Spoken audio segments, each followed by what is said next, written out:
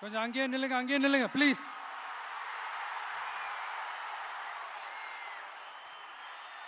கொஞ்சம் அமைதியா நான் பேசுறத கொஞ்சம் கேளுங்க ப்ளீஸ். ஒரு 5 மினிட்ஸ் தான், கொஞ்சம் அமைதியா இருங்க ப்ளீஸ். ப்ளீஸ் நண்பர்களே, கொஞ்சம் அமைதியா இருங்க ப்ளீஸ். அதை தாண்டி யாரும் வரக்கூடாது ப்ளீஸ்.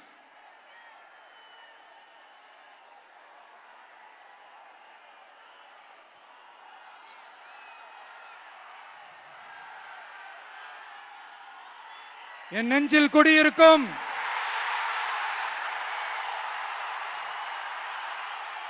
கொங்கு மண்டல தங்கங்களே, திருப்பூர் பகுதி மக்களே, உங்கள் அனைவருக்கும் என்னுடைய வணக்கம். டே ஆஃப்டர் டுமாரோ 16th அன்னைக்கு நம்மளுடைய தேர்தல் வாக்குறுதிகளை ஒரு புக்கா வெளியிடுறோம்.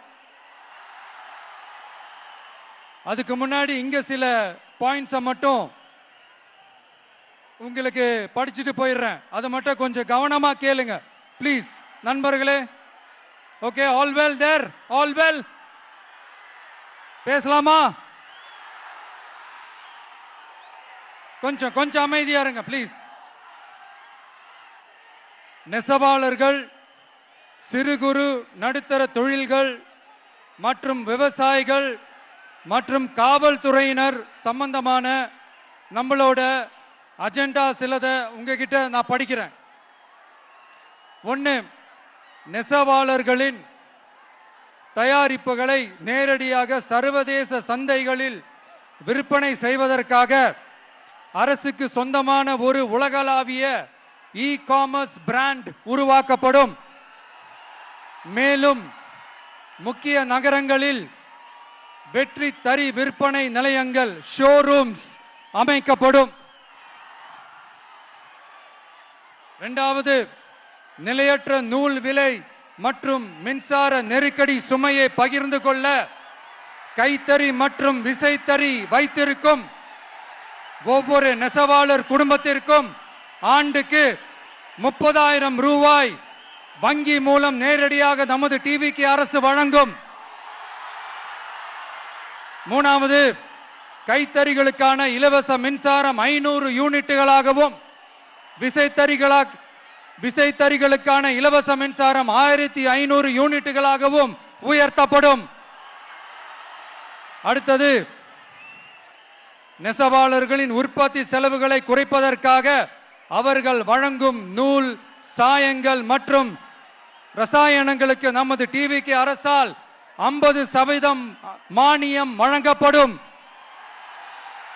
அடுத்தது, நமது டிவிக்கு அரசில் அனைத்து நெசவாளர்களுக்கும் ரூபாய் 10 லட்சம் ஆயுள் காப்பீடு வழங்கப்படும். மேலும் நெசவாளர்களின் முதியோர் ஓய்வூதியம் மாதம் 3000 ரூபாயாக உயர்த்தப்படும். குறு சிறு மற்றும் நடுத்தர தொழில்களின் வளர்ச்சி, லட்சக்கணக்கான வேலை வாய்ப்புகளை உருவாக்குற துறையில ஒண்ணுதான் இந்த MSMEs. இந்தியாவிலேயே அதிகமான MSMEs இருக்கிற மாநிலங்கள்ல நம்ம தமிழ்நாடும் ஒண்ணு. ஆனா இப்படிப்பட்ட இந்த பெருமைக்கு இன்னும் மிக பெருமை சேர்த்தது யார் தெரியுமா? இந்தியாவிலே அதிகமான MSME நிறுவனங்கள் மூடப்பட்டதுல தமிழ்நாடு தான் 2வது மாநிலம். இந்த பெருமையை உண்டாக்குனது தான் திமுக ஆட்சியோட மிகப்பெரிய சாதனை. இப்போ இந்த குறு சிறு மற்றும் நடுத்தர தொழில்களோட வளர்ச்சிக்காக நம்ம டிவிக்கு அரசு என்னெல்லாம் செய்யும்னு கொஞ்சம் பார்க்கலாம்.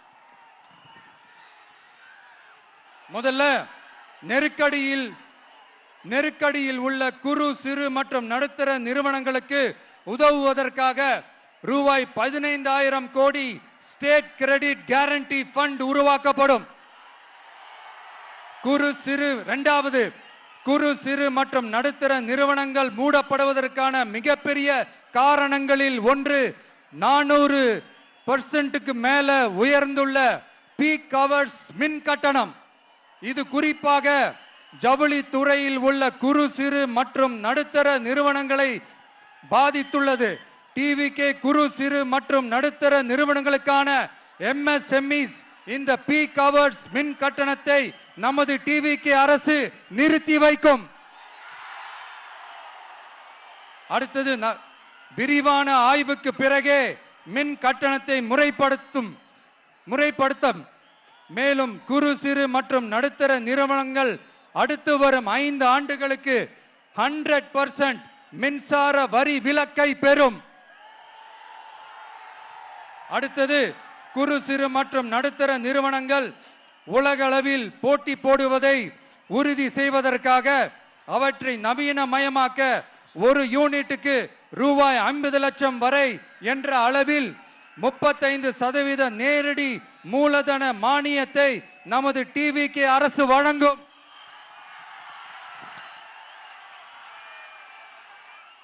அடுத்து நம்ம எல்லாருக்கும் சோறு போடுற நம்ம தெய்வங்களான விவசாயிகளுக்கான அஜெண்டா கொஞ்சம் படிப்போமா?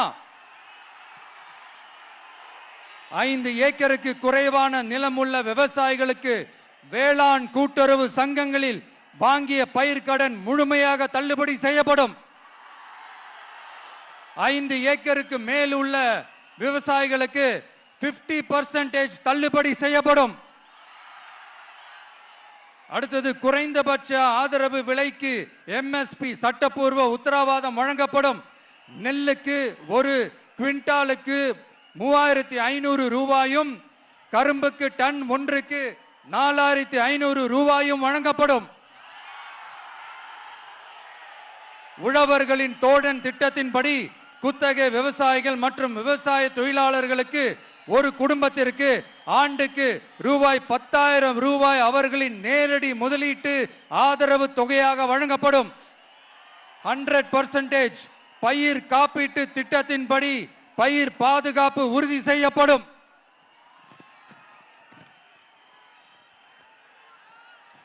கடைசியாக நமது அரசு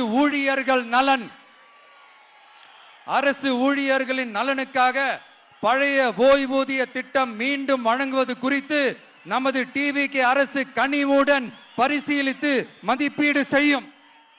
அடுத்தது 5 அல்லது அதற்கு மேற்பட்ட ஆண்டுகள் தொடர்ச்சியாக அரசு பணியை நிறைவு செய்துள்ள அனைத்து தற்காலிக ஆசிரியர்கள், செவிலியர்கள் மற்றும் எழுத்தர் பணியாளர்களை நமது டிவிகே அரசு பணி நிரந்தரம் செய்யும். 3வது, பதவி உயர்வுக்கு பணம் பெறும் கலாச்சாரத்தை நமது டிவிகே அரசு முடிவுக்கு கொண்டு வரும். அனைத்து அரசு ஊழியர்களின் இடமாற்றங்களும் வெளிப்படையான மற்றும் கால வரையறைக்கு உட்பட்ட முறையில் நடைமுறைப்படுத்தப்படும். 4வது, காவலர்களின் அடிப்படை மாத ஊதியத்தை 18,200 ரூபாயிலிருந்து 25,000 ரூபாயாக நமது டிவிகே அரசு உயர்த்தும். அதிக மன அழுத்தம் உள்ள பணிகளில் ஈடுபடும் காவலர்களுக்கு பணிப்படியாக மாதம் 1000 ரூபாய் கூடுதலாக வழங்கப்படும். காவலர் நலன் மற்றும் பணி நிபந்தனைகள் சட்டத்தை, அதாவது police welfare and working conditions act, நமது டிவிகே அரசு இயற்றும். அச்சட்டத்தின்படி காவலர்களின் பணி நேரங்கள் முறைப்படுத்தப்படும். அதிக பணி சுமை கொண்ட காவலர்களுக்கு வாரத்திற்கு ஒரு சுழற்சி முறை விடுமுறையை உறுதி செய்யப்படும். சலவை படியை, அதாவது வாஷிங் அலவன்ஸ் 500 ரூபாயிலிருந்து 1000 ரூபாயாக உயர்த்தப்படும். மேலும் மதுரை, கோயம்புத்தூர், திருச்சி, திருநெல்வேலி, சேலம் மற்றும் வேலூர் ஆகிய இடங்களில் காவலர் நல மருத்துவமனைகள் நமது டிவிகே அரசு நிறுவும்.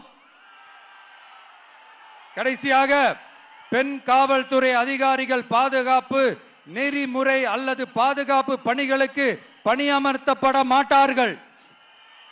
பெண் காவல்துறை பணியாளர்களுக்கென தனி ஓய்வறைகளும் நடமாடும் டாய்லெட் யூனிட்டுகளும் அமைக்கப்படும்.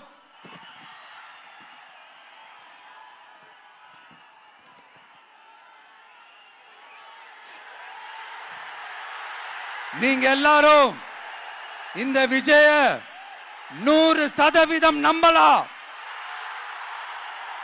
நான் உங்களுக்காக மட்டும்தான் வந்திருக்கிறேன். உங்களுக்காக நன்றி கடன் செலுத்துறதுக்காக மட்டும்தான் வந்திருக்கிறேன். பொய் வாக்குறுதிகள் கொடுத்து நான் உங்களை ஏமாத்த மாட்டேன்.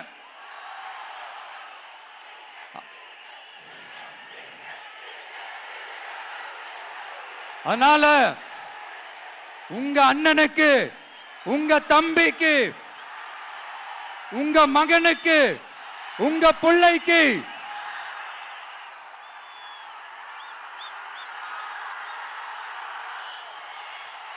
ஒரே ஒரு வாய்ப்பு கொடுங்க.